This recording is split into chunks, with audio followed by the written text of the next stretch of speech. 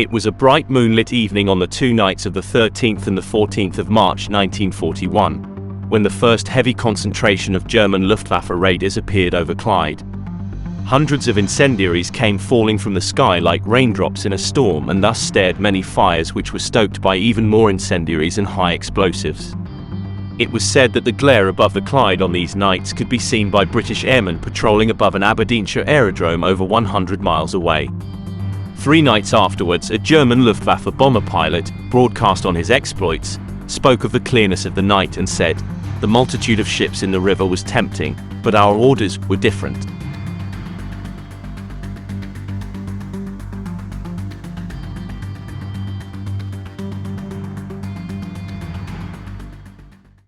The air raids. The Clydebank Blitz were a pair of air raids conducted by the Luftwaffe on the shipbuilding and munition-making town of Clydebank in Scotland. The bombings took place in March 1941. The air raids were part of a bombing program known today as the Blitz.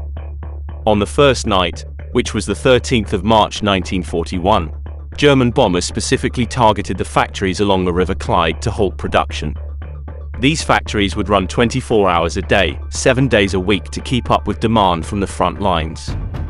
German intelligence knew that these factories were here, but to make things more difficult for the pilots, people in Scotland and all over Britain would keep their lights off at night to make towns and cities appear like the countryside. This was called a blackout. The Clydebank Blitz took place on a clear night, so the pilots could make out the targets that they were aiming at. The first bombs were small 50 kilograms high explosive, oil bombs and incendiaries, with the intention of starting fires to act as a beacon for the main force, already en route from bases in France, Holland, Denmark and Germany. According to German records, on the first night the Luftwaffe dropped 1,630 containers of 1 kilogram incendiary bombs. Each container weighed 70 to 250 kilograms, a total of 105,300 bombs. Made of magnesium alloy with a filling of thermite and ignited by an impact fuse, they burned fiercely with a heat sufficient to melt steel. Dropped in a variety of containers designed to open as they fell, bombs could be spread in patterns with devastating efficiency. At 9 p.m. on the clear frosty evening of Thursday the 13th of March, beneath the light of a full moon, the eerie wail of sirens echoed through the Clyde Valley. As the sirens faded, within minutes they were replaced by the drone of heavily laden bombers.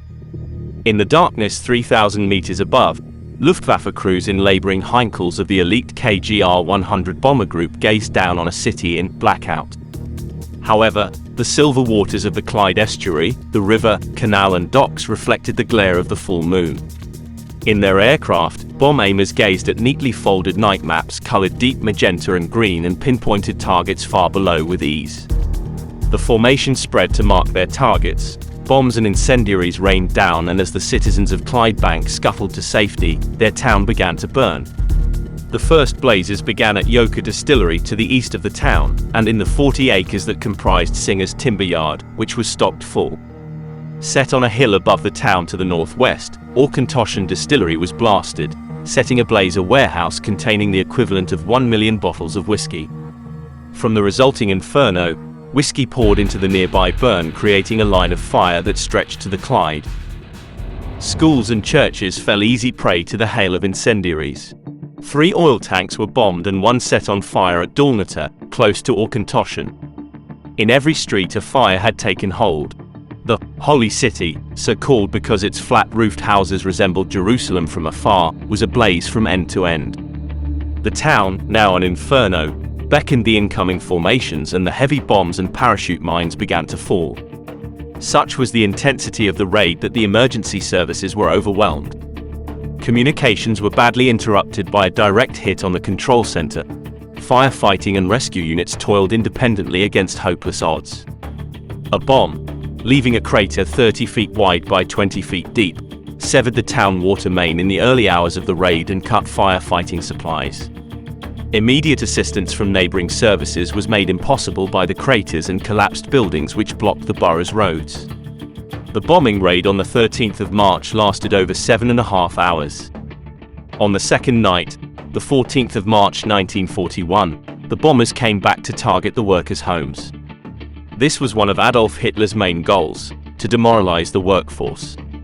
The workers were attacked by these bombers in the hope that they would flee Clydebank and leave the factories without anyone to work in them.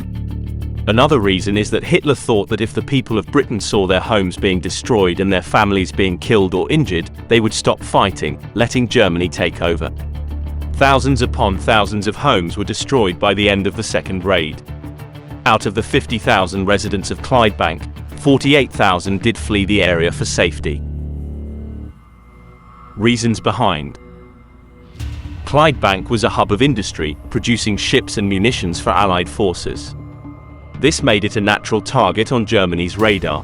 They intended to bomb the John Brown and Company shipyard, a factory which manufactured anti-aircraft and medium-caliber guns, and the Singer Corporation factory, a sewing machine factory which took government weapon contracts during the war. From the beginning of the Second World War, Clydeside as a whole prepared itself for the expected onslaught, and Clydebank, independent and proud, did too.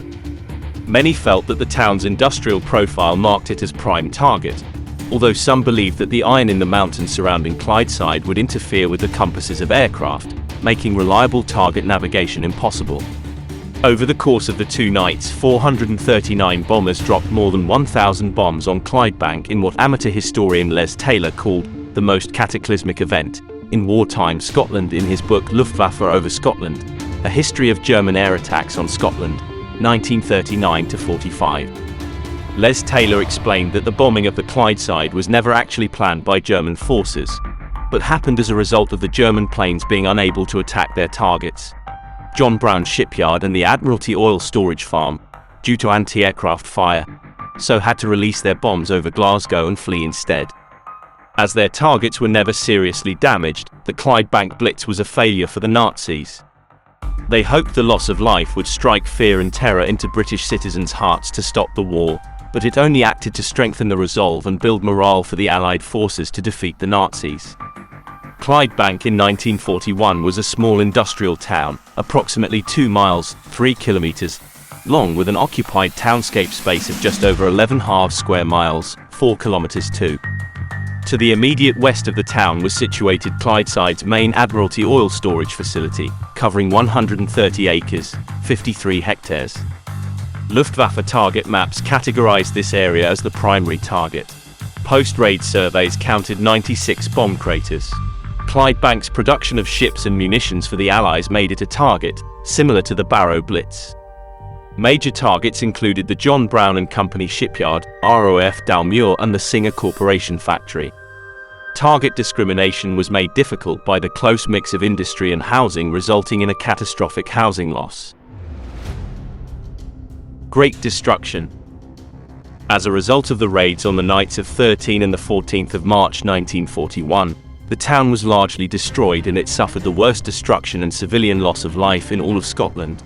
1,200 people died, 1,000 people were seriously injured, and hundreds more were injured by blast debris. Over the course of the 2 nights, a total of 439 Luftwaffe bombers dropped in excess of 1,650 incendiary containers and 272 tons of bombs.